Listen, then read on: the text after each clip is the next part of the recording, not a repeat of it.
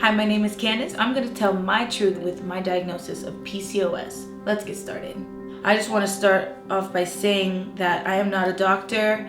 I am simply a woman that has been diagnosed recently within the past 5 months. This is my journey and what I'm going through, and I am still learning every single day. And I just wanted to share this because of the misdiagnosis. Nobody knows about it, and I really want to spread awareness because it changed my life the minute that I found out that I had it. What is the point of having all these people following, mostly women, and me not be able to share this information? I feel like that would be absolutely useless. Sharing this information is the least I can do. Okay, so let me give you guys like a little bit of a spiel of how we even got here. So as you know, I'm in the industry. I have to shoot for a living. I do a lot of social media and I'm always dancing, very aware of my body. I've always had a weird relationship with food, knowing that if I ate too much on the weekend or eating pizza and things that were not healthy for me, I knew, okay, let me get myself together, give myself 2 or 3 days, and boom, we're back on track. Boom, we could do this shoot. Boom, we can go on stage. Boom, like it would just work like clockwork. Until recently, about 2 years ago, I just started feeling crazy. My period would always be late. It's just super abnormal. So I'm like, this is so weird, whatever. And then also like my PMS, so I would get bloated, so bloated to the point of no return. But like 14 days before my period, I would just blow up and it was just really uncomfortable. It would make me very moody, just like the worst. And like I would just feel bad for everybody that was around me because I would just PMS to the point of like crying, and I'm like, what has gotten into me? And then the minute I would get my period, boom, it would all go away, and I'm like, oh, life is cool. I guess we don't have to be pissed. And like it just didn't make any sense. I would just start fights for no reason. So I just want to apologize to everybody that I was mean to because I was PMSing. I'm sorry. My period was irregular. I started to gain weight, couldn't lose it. So guys, imagine just eating right, vegetables, going carb free, going keto, going vegan, nothing was working. Doing 2 workouts a day for not 1 week at a time, not 2, not 3, not 4. We would do 8-week programs.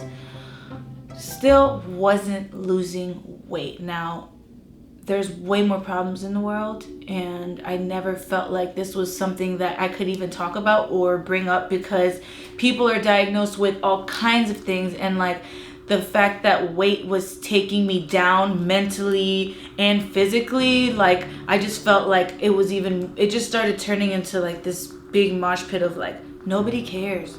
It doesn't matter. Friends and family, you look fine. You're just thickening up. That's what happens when you turn 30. Everything you could possibly think of.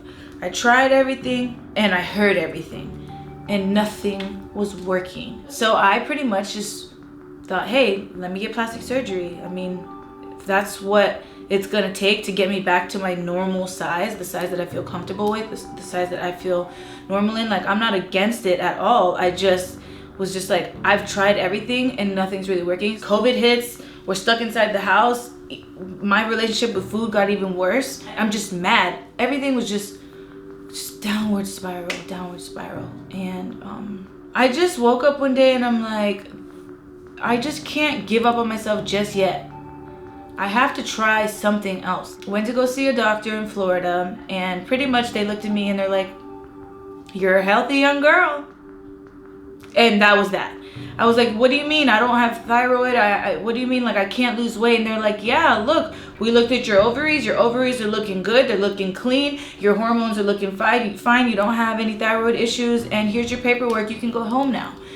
And I just remember just like losing it because it was my birthday, New Year's Eve. I was distraught because I'm like, nothing is working. Saw a few more doctors. Everybody's telling me I'm fine. So I was on my tail end. And I was like, this is it. I'm going to go ahead and break down. I don't know what to do anymore. And I just at that point, I was like, I am depressed. Like, I don't know what this feeling is. I don't know that I've ever really been depressed. And if this is what depression is, then holy shit. Like, how can you get depressed over something that's so superficial? How could you get depressed over something that really doesn't really matter. It's food and your body and health, but everybody's telling me I'm healthy. So I'm having like these crazy feelings and I couldn't get a hold of it.